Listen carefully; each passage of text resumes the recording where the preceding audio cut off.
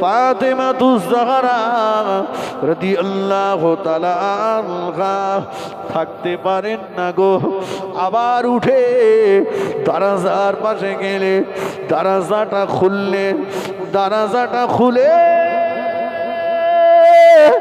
বাইরের দিকে চেয়ে বললেন, আম্মা জান, আমাদের বাড়ির দিকে গুটি গুটি পায়ে কে যেন একজন ব্যক্তি হেঁটে হেঁটে আগিয়ে আসছে।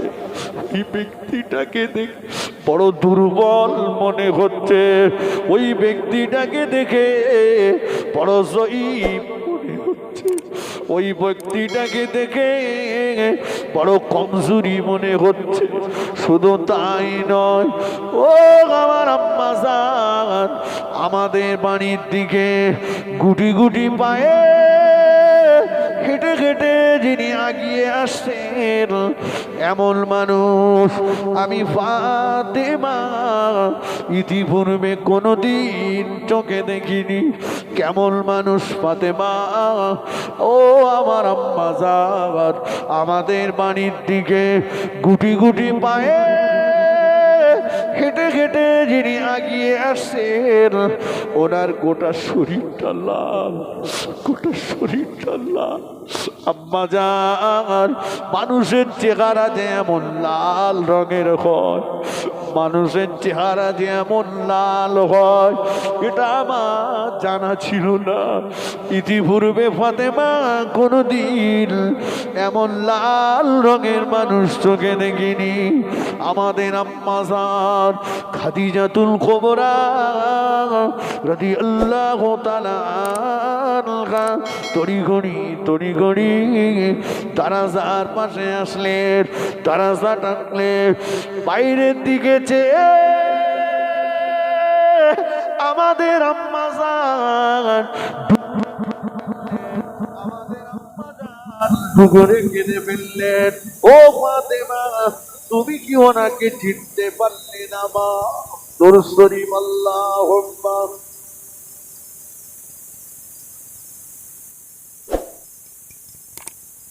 বাইকম্যান কোথায়? বাইকম্যান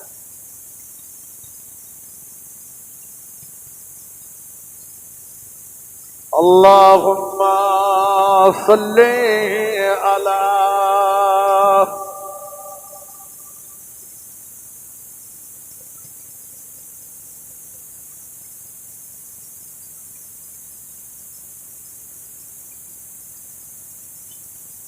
خوب خفت اللهم صل على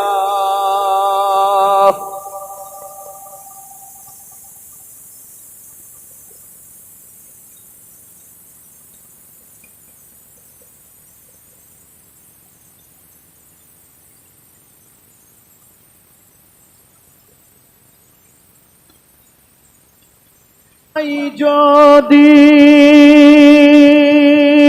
মুসিবত না পাই, যদি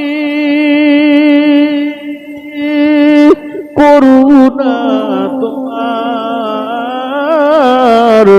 কবরে হাসরে কি হবে আমার, কবরে হাসরে কি হবে আমার। আল্লাহুম্মা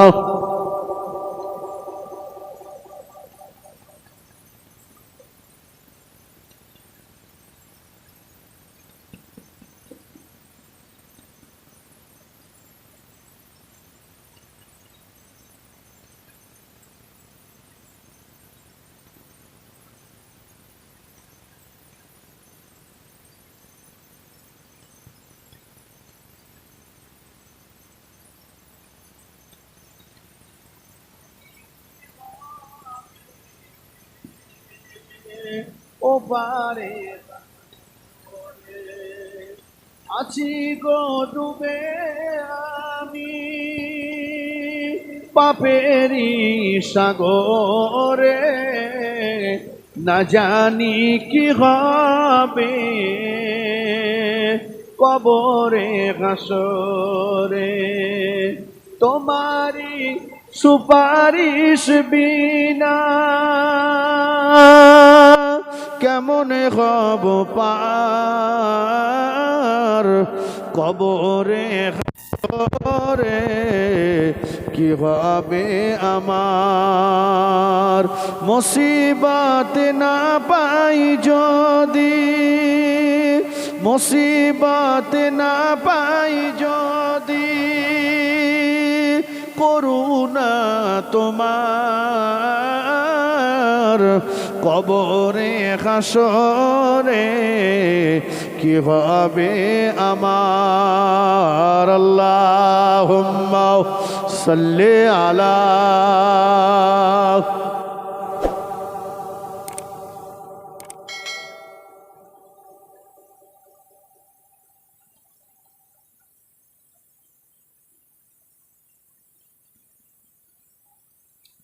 আম্মা জান খাদিজাতুল কুবরা রাদিয়াল্লাহু তাআলা আনহা ডুগুরে কেঁদে ফেললেন। ফাতেমা, তুমি কি ওনাকে চিনতে পারলে না মা? তুমি কি ওনাকে চিনতে পারলে না মা? না আম্মা জান, আমি ওনাকে চিনতে পারলাম না। আমাদের আম্মা জান খাদিজাতুল কুবরা রাদিয়াল্লাহু তাআলা আনহা বললেন, ও বেটি ফাতেমা, উনি অন্য কেউ নয় মা, উনি অন্য কেউ নয় মা, উনি তোমারই আব্বা জান বিশ্ব নবী মুহাম্মাদুর রাসূলুল্লাহ সাল্লাল্লাহু আলাইহি ওয়াসাল্লাম। আম্মা জান আমার আব্বা জানের নূরের বদনের দিকে তাকালে পূর্ণিমার চাঁদটাও যে হার মেনে যেত। আমাবস্যার কালো ঘুটঘুটে অন্ধকার রাতে আমার আব্বা জান যদি অন্ধকার ঘরে প্রবেশ করত, অন্ধকার ঘরটা আলোয় আলোকিত নূর আর নূর হয়ে যেত। আজকে আমার আব্বা জানের নূরের বদনটা এমন লাল হয়ে গেল কেমন করে? আম্মা জান বললেন, ও বেটি ফাতেমা, তোমার আব্বা জান দিনের দাওয়াত দিতে গিয়েছিল, তোমার আব্বা জান কলেমার দাওয়াত দিতে গিয়েছিল, তোমার আব্বা জান কোরআনের বাণী মানুষের দুয়ারে পৌঁছাতে গিয়েছিল। তোমার আব্বা জানকে ওরা এত মার মেরেছে, পাথরের আঘাতে আঘাতে আঘাতে আঘাতে তোমার আব্বা জানের নূরের বদনটা রক্তে লাল হয়ে গিয়েছে। আমাদের আম্মা জান তড়িঘড়ি আগিয়ে গেলেন, দয়ার নবীকে ধরাধরি করে বাড়িতে নিয়ে আসলেন। আম্মা জান শাড়ির আঁচল দিয়ে বিশ্ব নবীর গায়ের খুন মোবারকগুলো মুছে মুছে মুছে মুছে দিচ্ছেন। আম্মা জানের লক্ষ্য পড়ে গেল আল্লাহ নবীর নূরের বদনে পাথরের টুকরা ঢুকে আছে। আম্মা জান আঙুল দিয়ে টেনে টেনে পাথরের টুকরা বার করলেন, খুন মোবারক ফিলকি দিয়ে আম্মা জানে লেগে গেল। আম্মা জান ডুকুরে কেঁদে ফেললেন। মক্কার বেঈমানের দলেরা, আবু জাকার, আবু লাগাব, ওরে উলিদ ইবনে মুগীরা, বল না কে আছিস? খাদিজার টাকা নিয়ে ব্যবসা করিসনি, খাদিজার টাকা নিয়ে বড় লোক হসনি। মোহাম্মদ গরিব এতিম হলেও আমার স্বামী, আমার টাকা নিয়ে ব্যবসা করলি, আমার টাকা নিয়ে বড় লোক হলি, আমার এতিম স্বামীকে ধরে এত মান এত মান এত মার মারলি। আল্লাহ নবী আমাদের আম্মা জানে বুকে কাঁধ দিয়ে বললেন, খাদিজা বলো না, এমন করে বলো না, এমন করে বলো না খাদিজা। ফাতেমাতুজ জাহরা রাদিয়াল্লাহু তাআলা আনহা দুটো হাত তুলে কাঁদছেন, আল্লাহ আমার আব্বা জান জীবনেও কোনোদিন অন্যায় ভাবে কারো গালে চর মারিনি। আমার আব্বা জান কোনোদিন কাউকে ছোট মোটা কথা বলিনি। আমার আব্বা কোনোদিন এতিমের মাল আত্মসাৎ করিনি। আমার আব্বা কোনোদিন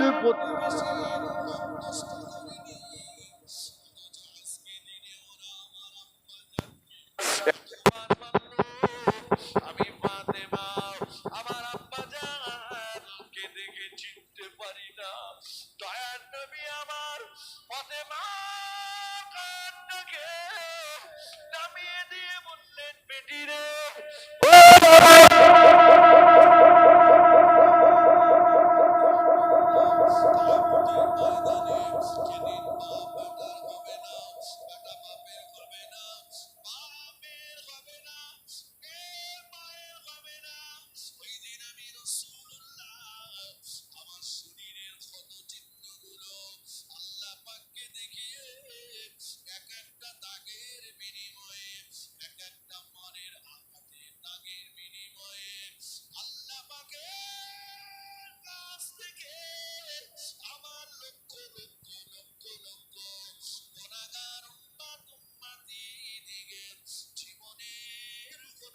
মাফ করিয়ে।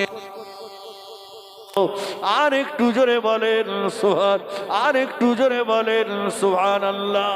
নারে তাকবীর।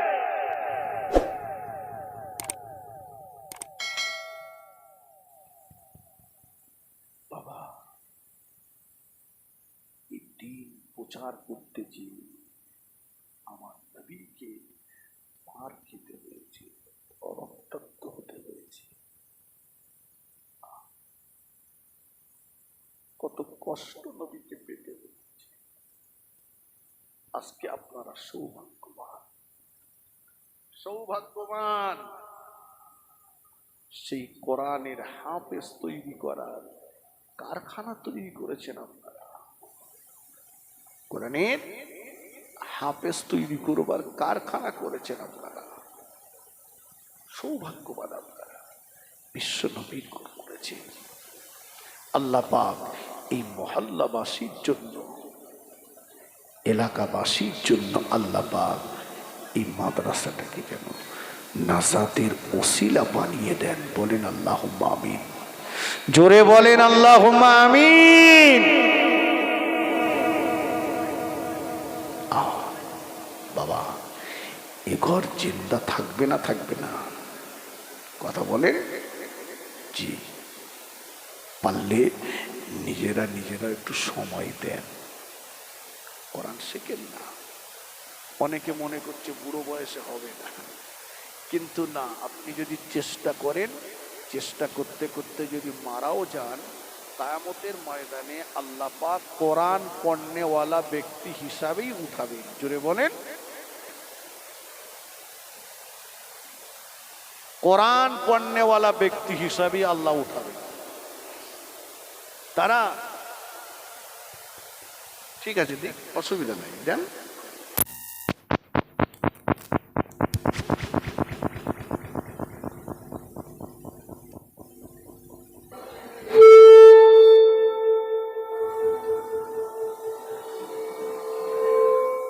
ঠিক আছে,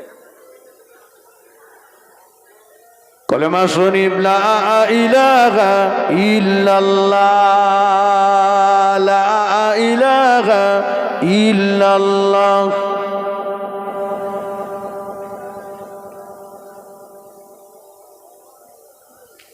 হাসবি রব্বি জাল্লাল্লাহ, মাফি কলবি গায়রুল্লাহ, নূর মুহাম্মদ সাল্লাল্লাহ, হক লা ইলাহা ইল্লাল্লাহ, লা ইলাহা ইল্লাল্লাহ।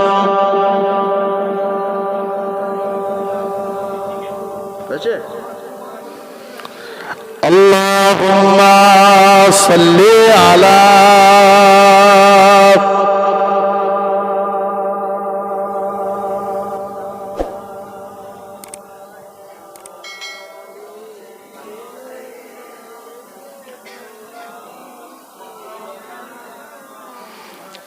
আল্লাহ পাকের একটা দরবেশ বান্দা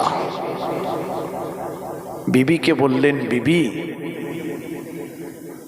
শরীর আমার অসুস্থ, মনে হয় বেশি দিন আর বাঁচব না, তবে তোমার গর্ভে বাচ্চা আছে, ওই বাচ্চাটা দুনিয়ায় ভূমিষ্ঠ হলে ওকে তুমি কোরআন শিখাও, কোরআন শিখাও। বাবা শুধু মাদ্রাসায় বাইরের ছেলেরা পড়বে কেন? সব জায়গাতেই একই অবস্থা দেখেছি। ছেলে কতজন? 20 জন, কতজন 30 জন, কতজন 40 জন, কতজন 50 জন, 60 জন। গ্রামের ছেলে কজন? 2 জন। ঠিক কিনা বলে? 4 জন। হ্যাঁ, আপনার ছেলে ডাক্তার, মাস্টার, উকিল, ব্যারিস্টার, ইঞ্জিনিয়ার হোক, অসুবিধা নাই, অসুবিধা নাই, কিন্তু একটা টাইম ওকে এখানে পাঠান, একটা টাইম ওকে পাঠান। কারণ শুধু যদি সে ডাক্তার, মাস্টার, উকিল, ব্যারিস্টার, ইঞ্জিনিয়ার হয়, তার ভিতরে যদি ধর্মের ন্যূনতম জ্ঞানটুকু না থাকে, ওর নাস্তিক হওয়ার প্রবল আশঙ্কা আছে। ঠিক কিনা বলুন? যেমন একটা দুটো কথা বলি বাবু, জি আপনার ইংলিশ মিডিয়ামে পড়া বাচ্চাটাকে ডেকে বলবেন, বাবু উপরে ওটা কি? ও বলবে, আব্বু ওটা আকাশ। একবার দরুদ শরীফ আল্লাহুম্মা।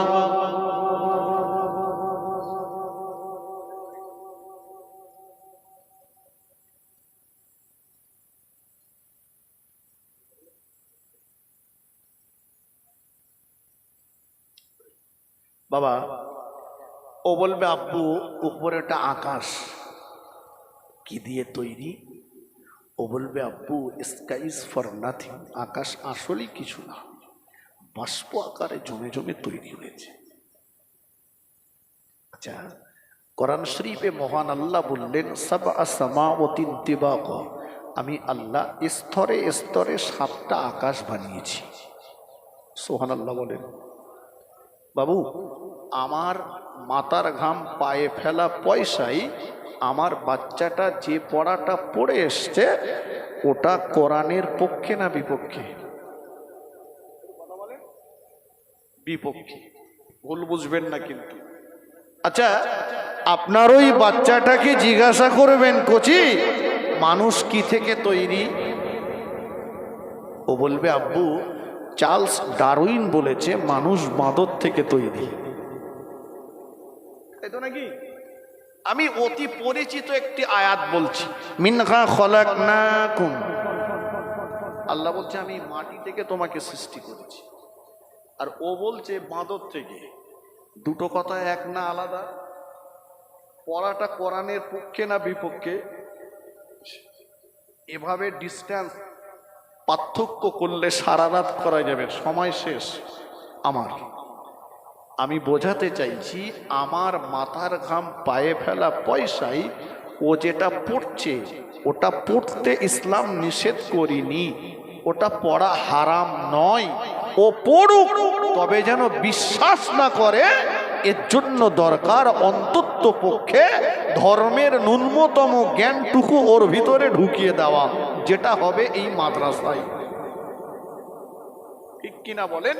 কিন্তু ওই মায়েদের কাছে আমার বড় আফসোস, যে মা সকাল হলে বাচ্চাকে ইংলিশ মিডিয়ামে নিয়ে যেতে নিজেকে প্রস্তুত করে, অথচ ওই মাগুলোকে দেখি না কোরআন শেখাতে বাচ্চাকে মাদ্রাসায় নিয়ে আসে।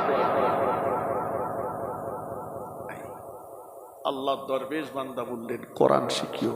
হুজুর আসবেন, বাচ্চা দুনিয়াতে ভূমিষ্ঠ হয়েছে, পড়ার মতো বয়সও হয়েছে, বাচ্চাটাকে মাদ্রাসায় কোরআন শরীফ পড়তে দিয়েছে, আজকে প্রথম কোরআন শরীফ ধরেছে।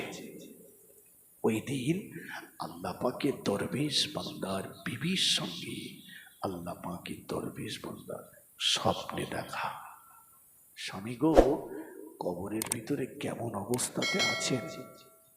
বিবি কবরে খুব কঠিন আযাবে গ্রেফতার হয়েছিল। বিবি রে কবরের ভিতরে কঠিন আযাবে গ্রেফতার হয়েছে। সোনার মানিক আমার কলিজার টুকরা মাদ্রাসায় যে যখন আল্লাহ পাকের নিয়ামতে ওসমা কালাম কোরআন শরীফ পড়তে শুরু করলো, কোরআন শরীফ পড়া শুরু করলো, সোনার মানিক যখন বলল আলহামদুলিল্লাহি রাব্বিল আলামিন আর রহমানির রহিম, আল্লাহ পাকের রহমতের দরিয়ায় জোশ মেরে গেল। আল্লাহ পাক বললেন, ও আমার আযাবে ফেরেশতারা ক্ষান্ত হয়ে যাও, ও আমার আযাবের ফেরেশতারা শান্ত হয়ে যাও। আমার বাচ্চা, আমার বান্দা সোনার মানিক দুনিয়ার জমিনে বসে বসে বলছে আর রহমানির রহিম, আমি আল্লাহ নাকি রহমানুর রহিম? আমি আল্লাহ দয়াময়, আমি আল্লাহ দয়াবান। ও আমার বান্দা ছোট্ট সোনার মানিকটা বলছে আমি আল্লাহ রহমানুর রহিম, আমি আল্লাহ দয়াময়, আমি আল্লাহ দয়াবান। তার আব্বাজানের কবরে আযাব হবে, আব্বাজানের কবরে শাস্তি দেওয়া হবে, এটা আমি আল্লাহ পছন্দ করি না। ও আমার আযাবের ফেরেশতারা ক্ষান্ত হয়ে যাও, শান্ত হয়ে যাও, আমি আল্লাহ আমার নিয়ামতে ওসমা কালাম কোরআন শরীফের বাবার কাঁধে আমার ওই বান্দার কবরের আযাবকে ক্ষমা করে দিলাম।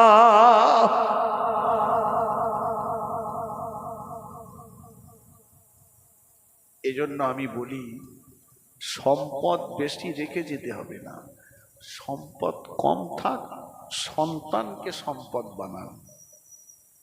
ঠিক কিনা বলুন? ও ডাক্তার হোক, মাস্টার হোক, ইঞ্জিনিয়ার হোক, জি, কিন্তু ও যেন 5 ওয়াক্ত নামাজি হয়। কারণ আমি দোয়া করব আর সন্তান দোয়া করবে, আসমান জমিন কেন তার চাইতে বেশি ফারাক। আমার দোয়া কবুল হতেও পারে, নাও পারে, গ্যারান্টি নাই। সন্তান যদি দোয়া করে, সন্তানের চোখের পানি নাকের ডোগায় আসার আগে দোয়াটা আল্লাহ পাকের দরবারে মকবুলিয়াতের দরজা রাখি। জোরে বলুন সুবহানাল্লাহ। ওই মানুষটাই তো বড় সৌভাগ্যবান, যে মানুষটা নিজের জানাজা নামাজের ইমাম নিজের কলিজার টুকরা সন্তানকে বানিয়ে নিয়েছে। ঠিক কিনা? এই মানুষটাই সৌভাগ্যবান, নিজের জানাজা নামাজের ইমাম সন্তান হয়ে গেছে। ও যখন আব্বা মায়ের লাশকে সামনে রেখে দাঁড়িয়ে যাবে, আল্লাহু আকবার, ওর কলিজা ফাটা ডাক আল্লাহর রহমতের দরিয়ায় জোশ মেরে যায়। জোরে বলুন সুবহানাল্লাহ।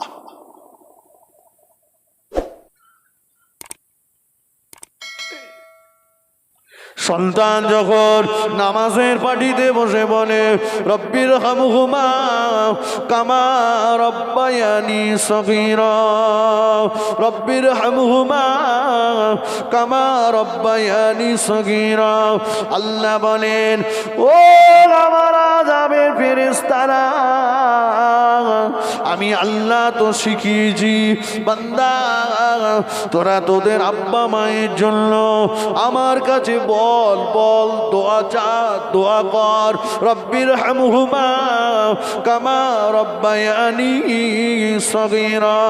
আল্লাহ, আমার আব্বা মা আমাকে ছোটবেলা যেমন স্নেহের কোলে লালন পালন করেছে, আপনি আমার আব্বা মাকে আপনার রহমতের কোলে লালন পালন করুন। আল্লাহ, আজকে আমার আব্বা নাই, আব্বাকে কবরের মাটিতে শুইয়ে দিয়ে এসেছি। অভাবের সংসারে কষ্ট করে আব্বা আমাকে লেখাপড়া শিখিয়েছে। দেশে দুর্ভিক্ষ ছিল, খাওয়ার কষ্ট ছিল, জবের আটা মাইলো ভুট্টা খেয়ে 300 মান করে আমাকে আলেম বানিয়েছে, আমাকে হাফেজ বানিয়েছে, আমাকে নামাজের তালিম দিয়ে দিয়ে আমাকে নামাজি বানিয়েছে। সন্তান বলে রব্বির হামহুমা কামা রব্বায়ানি সগীরা। ও আমার ফেরেশতারা, আমার শেখানো দোয়া আমার বান্দা তার আব্বার জন্য আমার কাছে চাইছে, মায়ের জন্য আমার কাছে চাইছে। আমি আল্লাহ আমার বান্দা চোখের পানি, আমি আল্লাহ আমার বান্দা দুপুরা চোখের পানি কবুল না করে থাকতে পারি না। সোনার মানিকের দোয়া মঞ্জুর করে ওর আব্বা মায়ের কবরের আযাব আমি আল্লাহ ক্ষমা করে দিলাম।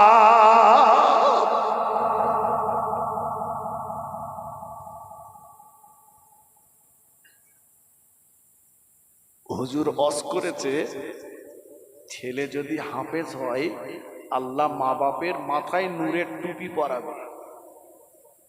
বাড়ি যে কোচির মার সঙ্গে যুক্তি করছে, ছেলে তো 4টে, একটা হ্যাংলা। হ্যাংলা বোঝেন? গালদে নাল টাল পরে পাগলা টাইপের, বলে নূরের টুপি যদি পড়তে চাস তা চল এরই মাদ্রাসায় দিয়ে আসি।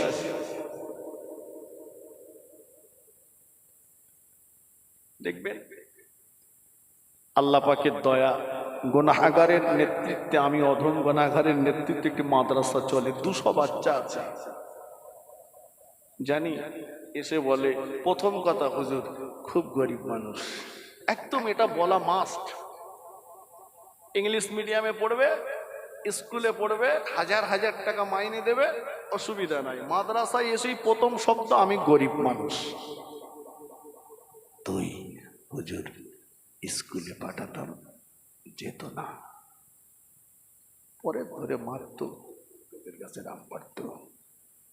এই সে মানে যে কটার মোটে সাইজ করতে পারে না, বেশিরভাগ, সব বলছি না, বেশিরভাগ দিয়ে যায়।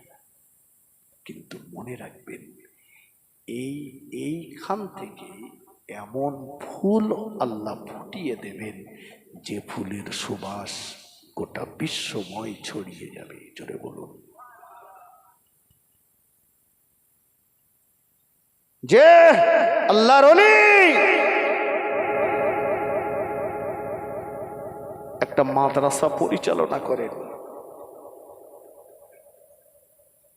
তৎকালীন জামানায় খরচ হতো 3 লক্ষ টাকার মতো, 3 লক্ষ টাকা। তো বলছে মাদ্রাসা তো এত টাকা ব্যয় করি, একবার ঘুরে ঘুরে দেখি কি হচ্ছে এখানে। মাদ্রাসা পরিদর্শনে রাত্রে ঢুকলেন, ঢুকে দেখেন ছেলেরা হুড়োহুড়ি পেঁচাপেচি লাফালাফি করছে। বাগদাদের বাদশা নিজামুল মুলক তো ঘরে ঘরে ঢুকে ছেলেরা যে হুড়োহুড়ি করছে, ওই দেখে মনটা খারাপ হয়ে গেল। ওনার সঙ্গীকে বললেন, না, এত টাকা খরচ করে মাদ্রাসা চালাবো না, এদের এই অবস্থা। বাদশা নিজামুল মুলক রহমাতুল্লাহ আলাইহি ঘুরতে ঘুরতে ঘুরতে ঘুরতে মাদ্রাসার এক কোণের একটি ঘরে যেয়ে দেখলেন একটি ছেলে মোমবাতি জ্বেলে নিরালাই নিরিবিলি নির্জনে একা একা বসে বসে পড়ায় রত আছে। জোরে হবে না? এসেছে, ছুটছে, লাফালাফি করছে, আর একটা ছেলে মোমবাতি জ্বালিয়ে